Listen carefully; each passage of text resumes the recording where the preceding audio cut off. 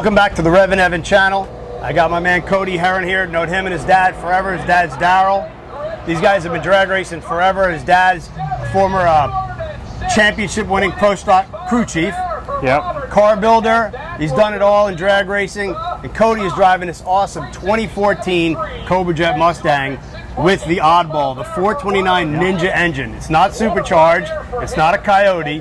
It's not the Windsor-based 428 that you could run with a 352. It is the 429. So Cody, tell us a little bit about the car. Tell us where you're competing and what do you love about driving this thing. But yeah, so it's we built the car around 2014 or so. Like you said, it was a body on Y. It was originally a 2012 car. It was a mule car that was used in Watson's shop for measurements, from what we were told. So the car's technically an original Cobra Jet still. We just took it home and basically cut out everything that was worth any money. So yeah, it's it won't ever be on Barrett Jackson. But other than that, 25.5 cage in it. One with the 429 combination, of course, just run in a shootout. They offered this combination, I believe, in 2014, and I wanted to say 2016 was the only other year that you could run this combo. Right. So you fit in NHRA and here in NMCA, you fit in factory stock C. Yep. Right? So what's the weight of the car? 35.55. 35.55, and at that weight, he's been in the 8s, which is pretty incredible. Pretty good. Quickest one that I know of so far.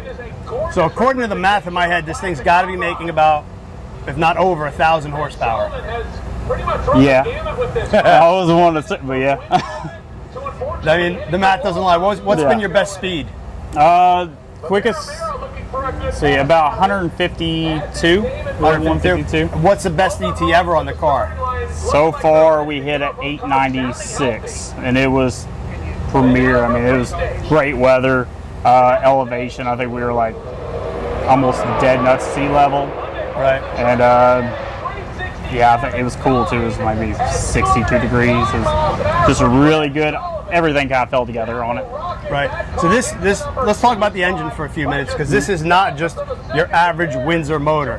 It's a 429 that Ford calls the Ninja, and they went with that displacement obviously to play on the early years of Ford engines, the Boss 429, but this is a Windsor, of course.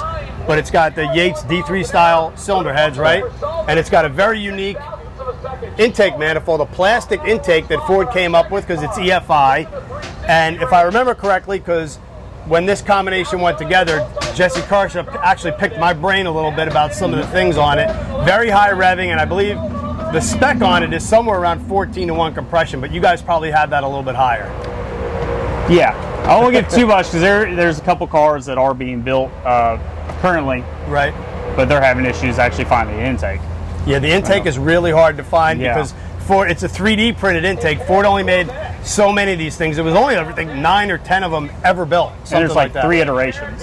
Yep. Yeah, and I think there was a couple more made, but I don't think they're really official. So I know that we have maybe 2 or 3 now left just hanging on the back burner. We blew one up recently, right? Unfortunately, and there is no way to get these intakes. It's about nope. So when you say you blew it up, obviously you can't run nitrous in stock or super stock. How does that happen? Backfired. Just on startup? Yeah, actually going up to the lanes in Indy for Q1.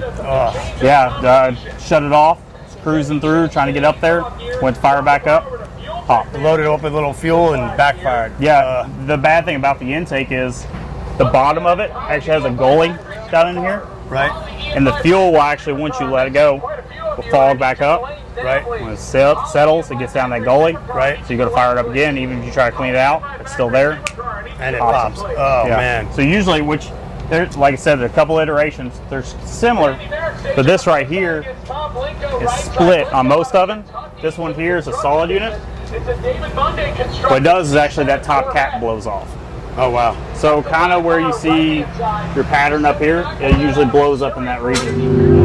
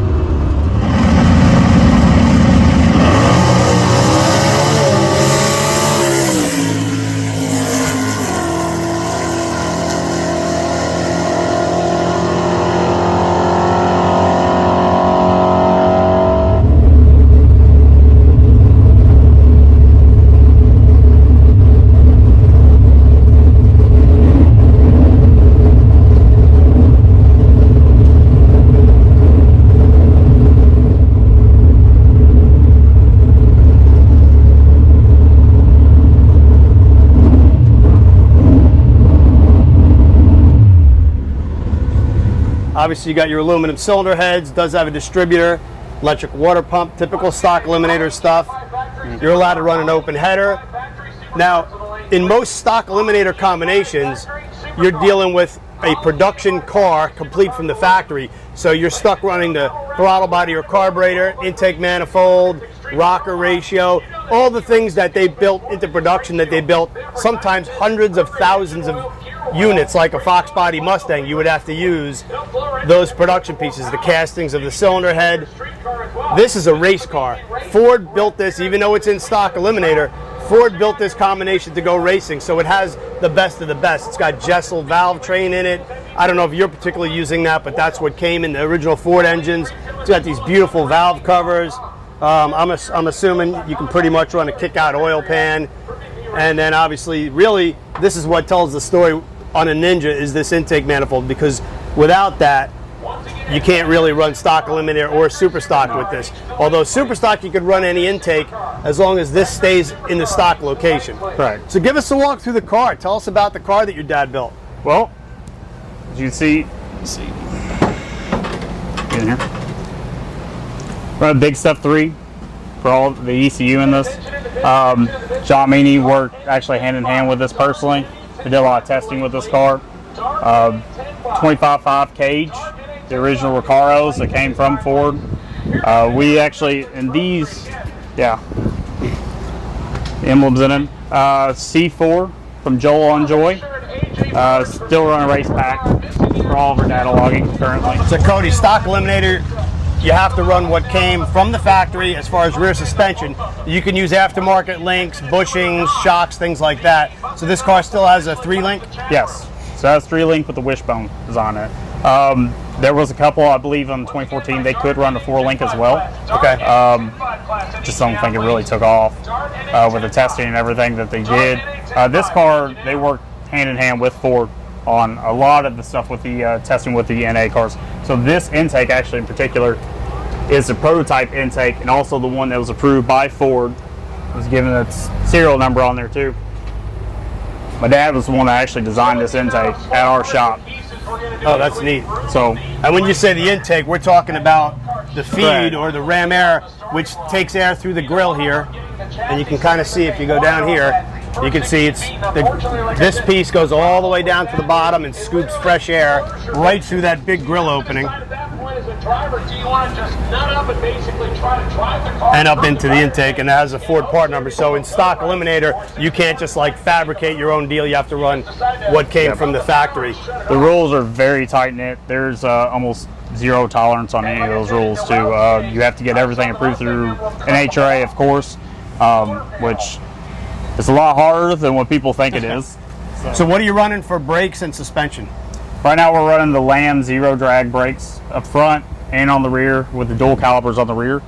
And that helps you for foot braking? So yeah. if I grab the front wheel and spin it, it'll just go. Yeah. Let's check it out, because this is pretty neat. Watch this. So most brakes have a little bit of drag on them no matter what. Like on my old stock Eliminator car, you know, you spin the wheel and it kind of goes a rotation and stops. With zero drag,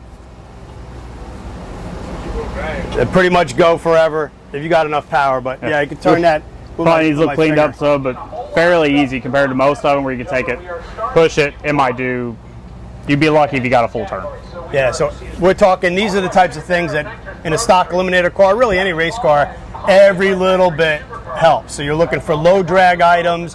You know, you want to be able to go in a straight line as fast as possible. You don't want drag on things like the brakes. Oh, yeah. All right, so this wouldn't be a video if I didn't put my man Darrel Herron on camera. We've known each other a long time. This is my main man right here. Yep. He's been the crew chief for Bo Butner, won world championships. You won it with Bruno in Comp Eliminator. This guy can do the chassis. Jeff Taylor. Yep, that's a lot of championships. Oh, yeah. And Jeff's a good dude, man. Engine builder, all that stuff. He's the total package. So Darrel has built pretty much everything. In fact, one year we were out here and you built a motorcycle that you had running around here that looked like it was from the 1930s. Yeah. But it was a new bike. I still have it, yeah. That's a cool bike, man. So, you know, from behind the scenes, you like to do the chassis, you do the welding, you bend the bars, you set the cars up. What do you love about drag racing? What do you love about being out here? I like seeing stuff that I build turn them lights on. That's what I like. I mean, that does it for me. And to see him turn the lights on is something else. Yeah, when your own kid's doing it, that's got to be extra special. Right. And this car's got a lot of history, man. You've been around this car for a long and crew time. chief this car for a long time. Yeah, buddy. Every once in a while, if you get after it, them tires, they'll go away on you real quick. So Mickey's made this new tire, and I'm just now getting a handle on it, trying to. So A new compound? Well, it's the new tire compared to the old one. It's just, I'll figure it out. On a hot day, it didn't work out yesterday. Gotcha. But I was planning on doing it today, but you know how stuff is. Yep.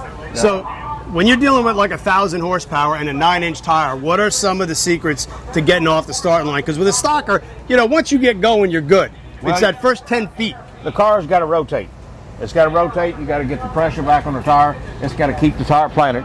Okay. Right. And you can't let it. You just need it right there where it keeps the tire round. And basically, that's what you're doing. There's so many different ways you can adjust it. You know, with your front shocks, your back shocks, the way your car's set up, it's the way you distribute the weight in the car. Right.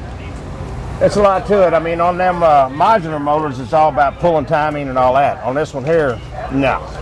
Right, because you've also crew chiefed on the Coyotes for Factory Showdown with the supercharger. Right. Another 500 horsepower, a lot more torque. Yeah. Similar weight. Those are a little bit Right. heavier. Same tire though. Yeah. Oh yeah, but what it is, these here, you can't pull the timing on. You can. I mean, I'm going 130 under in this car right here right now. I mean, it's a fast one. But what I do, I leave all the timing to it, and I just make the car work. On the other ones, the supercars and all that stuff, you have to pull timing to get down the track. And ramp it in. Yeah, you got to bring it in as it needed. When it does get it with the front tires, what's a typical 60 foot for this car? It's been a 115 before. Ooh. Back in the day when we ran that factory shootout, it was a 115.3 or something like that. NA going Yeah. 115 and 60 foot. Myself, these cars, they will front half better than the new model Mustangs. Mm-hmm. Yeah. See, I have another brand new one, the late model, sitting in the shop, waiting for him whenever we get it painted and all that stuff. So. Right. But I don't know. Well, we are. You guys are running good with this thing. Yeah. I love hanging out with you. I appreciate you. Buddy. I appreciate it. Cody, so take us through a run. What's it like? Tell us like what you launch at, how high do you shift this thing, and what do some of the controls in this car do? So far, I mean, car generally try to launch around 3,600 or so. Just depends on the track, depends on track conditions, along with where I need to put my reaction time. If I need to slow down my reaction time a little bit, I might chip it down some, along with messing with the front air pressure in the tires. So far, same thing as most cars, computer on, flip your ignition, your fuel, crank it, water. Once it starts, turn the fan on, and we'll go up to the lanes. When you're sitting in the lanes, right before I go up, I generally put my O2s on, let them warm up. Again, a little early if I'm about 2 or 3 cars behind before they start pulling up to the lanes. Put the O2s on, give them a chance to warm up, gives me a better reading.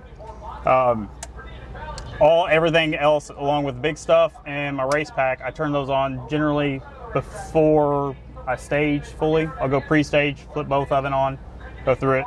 All right, going through the burnout. Generally, I start second gear. Car reacts so quick. Generally, the first gear is basically useless in it, especially in burnout. I just go straight to the moon. So we generally start about second, through to third, carry it out a little bit. For some reason, this chassis likes a little bit more heat in the tires than most. I've seen a lot of cars, slower one stuff, when you go through the burnout, you do 1-2 seconds. That's it. This one, 4 or 5. I mean, like he said, about 1,000 horsepower, need a lot of heat into it, make sure they're good and sticky. Go up the lanes, of course. I'll generally put car in neutral. After a while, clear it out. Just make sure, just like we were saying with the goalie in there, builds up a little fuel sometimes. And we've had issues before where we come up, put on the 2-step, kind of bogs. That way, just clear it out, make sure it's good and clean. Won't have that issue. Come up through there, first gear, let her eat. Generally, by the time I grab second, I'm mid-air. So I'm not really seeing much of anything other than clear skies. Second gear, hit it. It starts bringing down nice and easy. Come through. Third gear, we're hitting probably around a little after the 8th mile mark or so. And then whatever it takes to the top end. I'm about 84 is where I try to shift at. So What RPM does it go through the lights at? About 8,600. Okay, real nice. So we could actually go, we could shift it a lot higher. The car has shifted at 91, but no reason for it right now. Like I said, the name of the game is Stock Eliminator. We can go plenty enough under our index to get into any race we want to. The big thing is we just need consistency. So if I can get it within a thou or two every run, perfect. Awesome, man. Well, we appreciate you giving us a look at your car, and good luck racing this weekend. Appreciate it. Thank you.